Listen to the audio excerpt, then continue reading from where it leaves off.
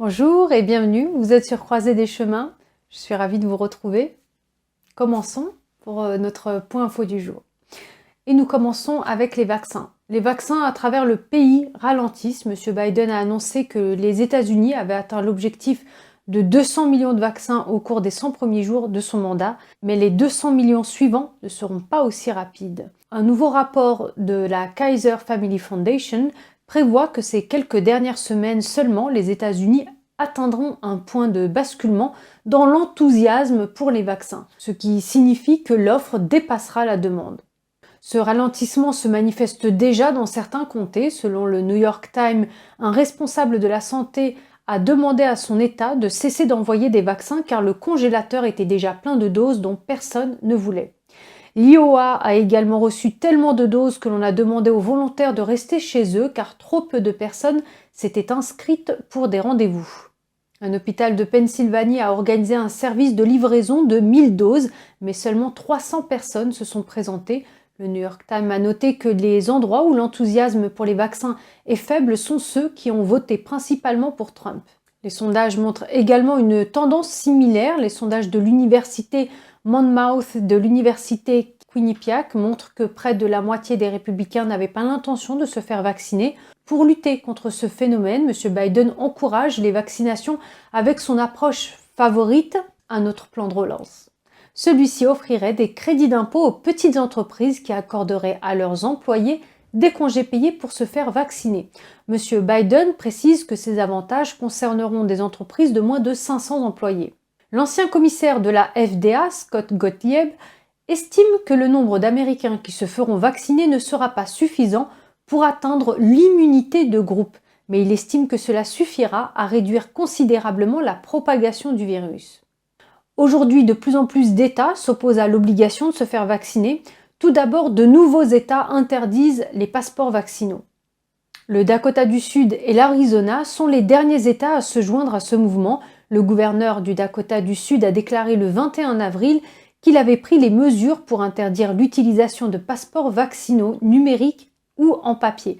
Le décret interdit aux agences départementales, conseils et commissions de l'État, ainsi qu'aux autres entités ou fonctionnaires sous le contrôle du gouvernement, d'exiger qu'une personne présente un passeport vaccinal Covid-19 pour entrer dans un bâtiment gouvernemental, recevoir un avantage gouvernemental ou faire des affaires avec le gouvernement.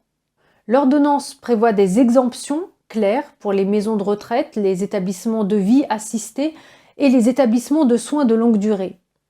Elle déclare, je cite, « Depuis le début de la pandémie de Covid, nous avons fourni aux habitants du Dakota du Sud des données scientifiques, des faits et des données actualisées, puis nous leur avons fait confiance pour exercer leurs responsabilités personnelles et prendre les meilleures décisions pour eux-mêmes et leurs proches. Nous avons résisté aux obligations du gouvernement et notre État en est sorti renforcé. J'encourage tous les habitants du Dakota du Sud à se faire vacciner contre le Covid-19, mais nous n'allons pas rendre cette activité obligatoire. Et nous n'allons pas restreindre l'exercice des libertés des habitants du Dakota du Sud avec des politiques anti-américaines comme les passeports vaccinaux. Dans notre État, sous Dieu, le peuple règne, et c'est ainsi que nous fonctionnerons aussi longtemps que je serai gouverneur. » Fin de citation. L'ordre exécutif déclare toute justification de l'imposition de restrictions de santé publique qui limitent les libertés doit être adaptée pour atténuer un risque vérifiable et scientifique. Il est précisé la mise en œuvre d'un programme de passeport vaccinal pourrait entraîner des restrictions injustifiées et non fondées sur des données scientifiques concernant les voyages, la parole, l'association et d'autres droits civils. Et le gouverneur de l'Arizona, Doug Ducey, a également publié un décret lundi interdisant à l'État et aux gouvernements locaux d'exiger que les résidents présentent des passeports vaccinaux Covid-19 pour entrer dans une zone ou recevoir un service. Le décret stipule que les gouvernements des États et les collectivités locales ne peuvent pas exiger qu'une personne fournisse une preuve de vaccination comme condition pour entrer dans une zone ou bénéficier d'un service, d'un permis ou d'une licence du gouvernement. Le décret ne concerne pas les entreprises privées qui peuvent toujours exiger des documents de vaccination comme condition d'entrée ou de service. Il n'empêche pas non plus les établissements de soins de santé et de soins de longue durée d'exiger le statut vaccinal d'un patient, d'un résident, d'un employé ou d'un visiteur. En revanche, l'ordonnance de Ducey empêche les autorités locales et d'État d'exiger la preuve d'un vaccin pour entrer dans une zone ou obtenir des services. Il n'interdit pas aux entreprises privées de le faire. Les établissements de santé peuvent toujours demander à une personne de fournir son statut vaccinal. Ducey dit qu'il encourage toujours les gens à se faire vacciner. Il déclare, je cite, « Bien que nous recommandions vivement à tous les Arizoniens de se faire vacciner contre le Covid-19, ce vaccin n'est pas obligatoire dans notre État et ne le sera jamais. La vaccination relève de chaque individu, pas du gouvernement. » Les écoles et les crèches peuvent également exiger des documents de vaccination. Le Dakota du Sud et l'Arizona rejoignent la Floride, le Texas, la Géorgie, le Montana parmi les États qui imposent des limites aux passeports vaccinaux. De son côté, l'Union américaine pour les libertés civiles met en garde contre les passeports vaccinaux. Ils disent que cela peut violer le droit à la vie privée des Américains et que les applications numériques ne fonctionneraient que pour les personnes possédant un smartphone. Un groupe d'experts de l'OMS a également formulé une recommandation sur les passeports vaccinaux. Il affirme que les gens ne devraient pas en avoir besoin pour entrer dans un autre pays. La déclaration du groupe note que certaines personnes n'ont pas encore accès au vaccin et qu'elles ne pourraient pas voyager librement. L'État de New York dispose déjà d'une application de passeport vaccin. Il en va de même pour le comté d'Orange en Californie. Les habitants de ce comté pourraient en avoir besoin pour accéder à certains lieux ou événements. Hawaï envisage d'exiger une preuve de vaccination pour les personnes voyageant entre les îles de l'État. La Maison-Blanche, quant à elle, a déclaré que le gouvernement fédéral ne rendrait pas obligatoire le passeport vaccin. Ce qui nous amène maintenant à parler des vaccins eux-mêmes. Johnson & Johnson a été sous le feu des projecteurs après que 7 cas de faible niveau de plaquettes sanguines associées à des types rares de caillots sanguins aient mis le vaccin en pause aux États-Unis. Y a-t-il un problème de qualité? La Food and Drug Administration, ou FDA, des États-Unis a procédé à l'examen d'une installation à Baltimore, dans le Maryland, où la production du vaccin Johnson & Johnson a été mise en pause.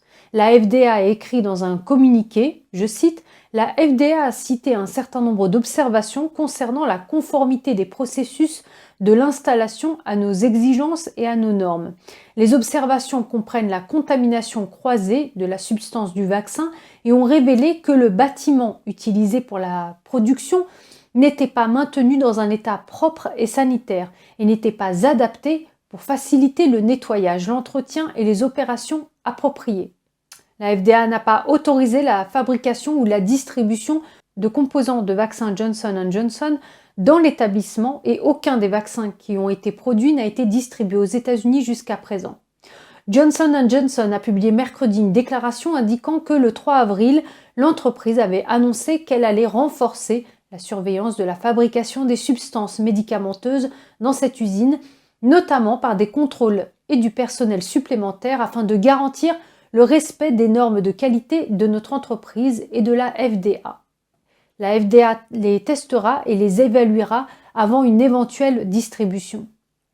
Alors que les États-Unis hésitent encore à déployer le Johnson & Johnson, l'Europe va de l'avant. L'Agence européenne des médicaments affirme qu'il existe un lien possible entre les caillots de sang rares associés à un faible taux de plaquettes sanguines et le vaccin, mais cela ne suffit pas pour justifier un arrêt. Elle affirme que les avantages du vaccin l'emportent sur le risque.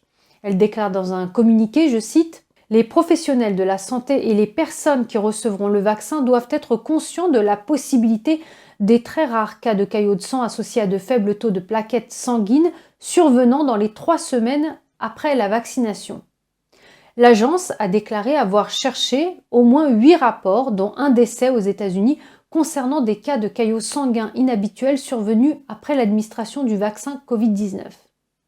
L'EMA a ajouté que tous les cas sont survenus chez des personnes de moins de 60 ans dans les 3 semaines suivant la vaccination, la majorité chez des femmes. Sur la base des données actuellement disponibles, les facteurs de risque spécifiques n'ont pas été confirmés. Ils affirment qu'une étiquette d'avertissement devrait être ajoutée pour les vaccins Johnson & Johnson, ajoutant que ces troubles sanguins rares devraient être considérés comme des effets secondaires très rares du vaccin. Johnson & Johnson déclarent qu'ils vont maintenant reprendre leur déploiement dans l'Union européenne, en Norvège et en Islande avec des informations actualisées sur les effets indésirables en question. L'Afrique du Sud a suspendu son utilisation du vaccin dans le sillage de la pause américaine et des pays comme l'Italie, la Roumanie, les Pays-Bas, le Danemark et la Croatie ont stocké leurs doses en attente de Johnson & Johnson.